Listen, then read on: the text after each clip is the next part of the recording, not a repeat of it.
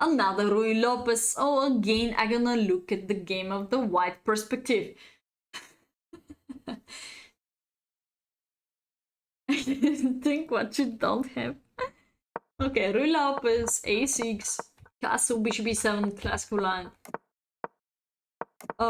This time, if you remember, the first game was h3, knight a5. Magnus used to play. Hope so Magnus can change time to time his first move, make the match exciting.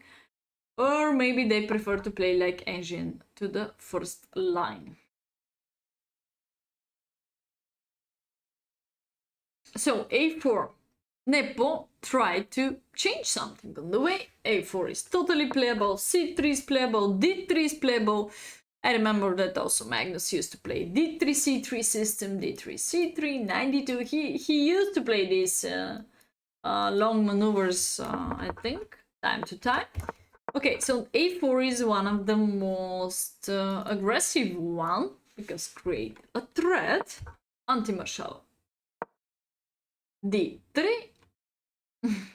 Yeah, one more time avoiding the marshal because Magnus is thirsty to sacrifice. d6, knight d2, the most famous maneuver of the knight to f1. Now we can care about the bishop's position. Bishop d2, sometimes queen c1 is a potential sacrifice. Here we go. Knight e3 or g3. This is all the time dilemma between where to go, but most of all when there is already existing move like g6 on the board, probably we don't need to choose g3 because the knight gonna be totally blocked out. Hey, Pauline, how are you doing?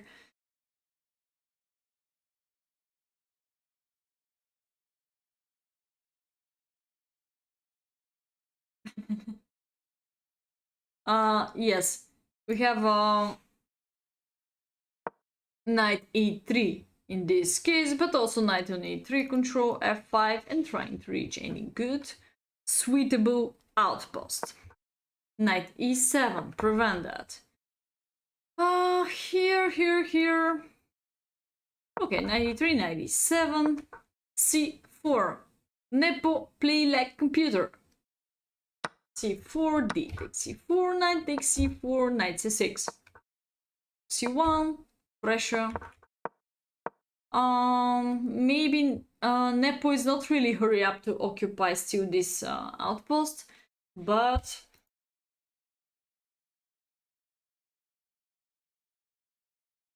he has to do it.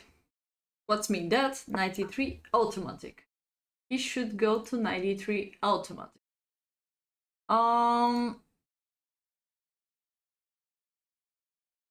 Because after knight e4 you're able to trade off and bring your knight wherever you wish. You can go to f5 and g4. You can go to g4 too. Rise from the openings.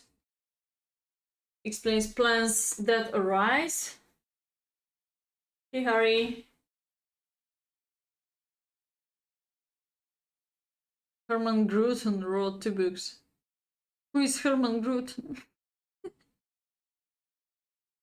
We have strategy books, we have many books. But guys, to get any experience, you need to study also old games and new games, both sides. Plus analysis, additional analysis, plus opening book. Chess is so complex game, you should understand this, not just going to one direction. Very often people come to me and ask me, alright, my endgame is pretty weak, but when during the process, after we check out his opening part, it's terrible. He just didn't realize that the mistakes are coming out of the opening part, not directly to the end game. So you should pay attention, I believe, to all parts of the games. Just choose a not gambit. Just choose a not gambit. You can follow, for instance, now the world champion. And Rui Lopez is one so much playable opening for the both colors. Huracan for black, Sicilian for black, sharper, connected with more theory, depend what kind of person you are, how much time you can invest in chess. not money, time. You can invest in chess, like individual working. So all these are totally different factors. What kind of person you are? Are you more aggressive? Are you more positional? Spanish game, yes. Hey, PLC. Hey, Jim Barrette. How are you doing? Wait, you changed the nickname, no? Soon we're gonna go for this tournament, but we have time. We have more than 1 hour. So knight d3 directly probably was also enough good. Rook c1, a5, bishop c3, control d4, step by step. Very often in Ruy Lopez, when bishop is coming to b7, you can go back to c8 and activate him to e6 or b or g4. I think Nepo, step by step, won a space in the center.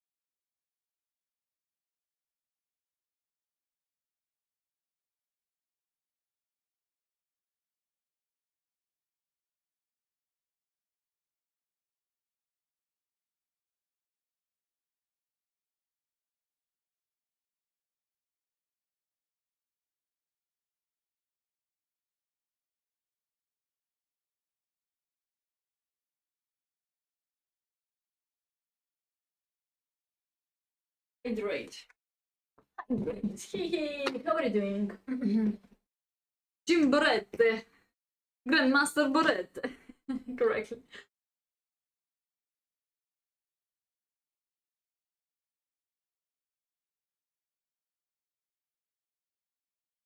So the exchange is white. Oh, exchange is very tough to play against French. Exchange is very tough. Budapest Gambit, Philidor Defense, and Scotch Game. Okay, I could say good choice. Maybe Philidor Defense is quite safety, sometimes even boring opening.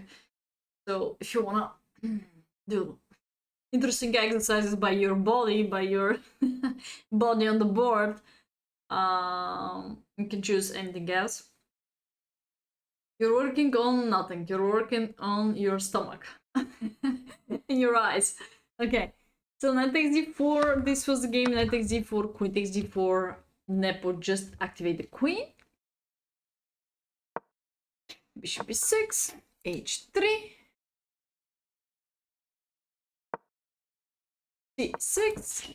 Bishop c2. The question is where is the moment? Where is the moment where one of the colors could take any benefits? Looks like again this is Nepo. Third game again this is the Nepo who had ever any chances for any developing this activity. I always play d4. No, in general I'm e4 player.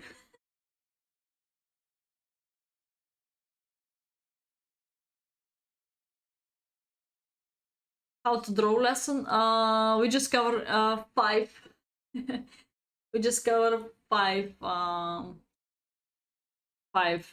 draws out of this world championship. Maybe next week we can cover another 5. This will be I guess useful for all the levels in the chat. I like just London and Trubowski. Of course, I have experience by black, by queens.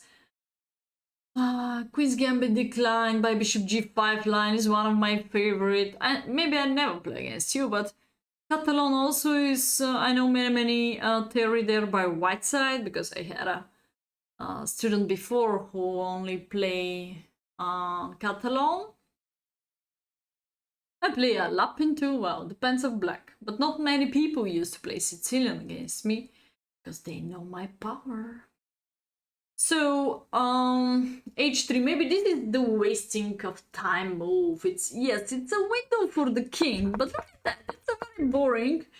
Not really connected with any potential attacking. I can confirm that knight g4, knight e5 is nothing to worry about. So what the hell is this? Knight c3, I feel very confident. Yeah, close Sicilian, but knight c3 is also playable. Agree. So I can say that h3 maybe is a wasting of time, so probably white could organize the pieces better. So now it's time to create a better plan. But the problem gonna be that d5 is coming. D5 is coming, so let's say queen d3. This is one of our plan, maybe. Something like bishop c2, organize the pieces, and pushing v5, attacking h7. Looks very fresh idea. Maybe this is one of the plan of white, could be. But the problem will be d5 again. Maybe now we can eliminate this, winning this. Forcing way, our first take here. Queen takes d5. Looks pretty drawish, yeah. Well, two isolated pawns of black, but too many minor pieces too. Position is very complicated. f4. f4 when? Do you mean f4 now? The same situation, d5. The same situation, and you're gonna be here. I hope so you feel already the threat, the pressure. Hey, good evening, Sotar. How are you doing? You just came on time. We have a 2.5 more games to analyze, and after 1 hour we'll start the 31st push tournament.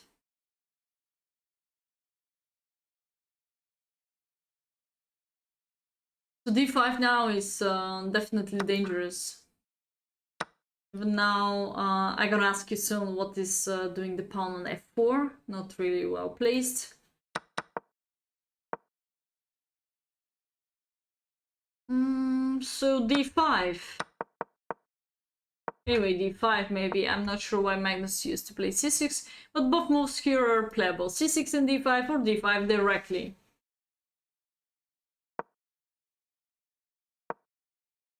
Bishop c2, d5, e5, counterattack of Magnus. Now white is having several possibilities. Move away, retreat the knight, which is very passive line. Maybe knight e5 makes sense because attacking c6. So maybe candidates here should be knight e5, pawn takes, or pawn push. Three good possibilities. White is not really having so much advantage anymore. Bishop b4, very precise move by Magnus. Simplifying trade of this bishop because in the other case this pressure on his kingside part is terrible.